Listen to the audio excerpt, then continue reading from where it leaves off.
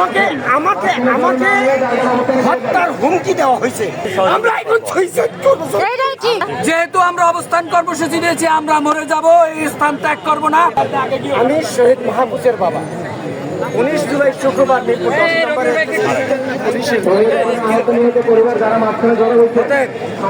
আমাকে ছেলেটাকে আমাকে বাড়িতে পালিয়ে চলে গেছি। আমি পাথরঘাটায় গিয়ে পালিয়েছি।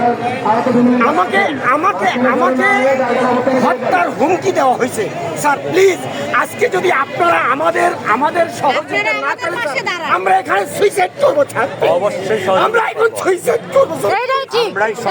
ঠিক আমাদের দাবি যদি না মানা হয় তাহলে আমরা সুইসাইড করব।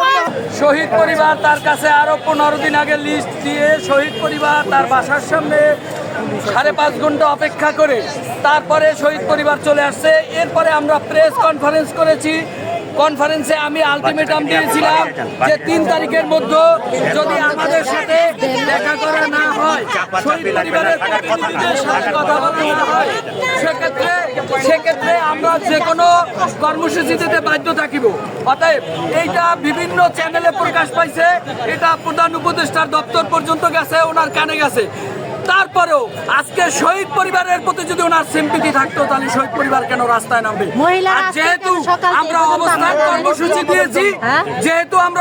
কর্মসূচি দিয়েছি, আমরা মরে যাব, এই স্থান ত্যাগ করব না। ওনাকে এখানে আসতে হবে, ওনাকে এখানে আসতে হবে না। আমাদের প্রত্যেকের সন্তান, প্রত্যেকের সন্তানকে ফেরত দিতে হবে। আমার ভাই আমার হাতের উপরে গুলি খেয়ে মারা গেছে। আমার একমাত্র সন্তানকে আমি হারাইছি। ওনাকে উনি শহীদের রক্তের পরে সরকার গঠন করে আজকে উনি কোন ডক্টর উপরে বসে আছে? কেন রাস্তায় দাঁড়াবে? আমাদের জন্য কেন সময় হবে না 10 মিনিট কথা বলার জন্য? কেন আজকে আমাদের ছেলেরা রক্ত দিচ্ছে এই জন্য? আমাদের ভাই বাবা ভাইদেরকে ফেরত দিতে হবে। আমাদের রক্তের উপরে উনি ক্ষমতা আছে। আপনি এটা জানান, বলেন আমাদের সাথে বসতে আসতে, এখানে আসতে বলেন। ঠিক আছে, ঠিক আছে। কি আজকে শোনেন, এটা নিয়ে কিন্তু কাজও চলতেছে। আমরা তো বললাম আজকে আমাদেরকে সব দিয়ে দেন।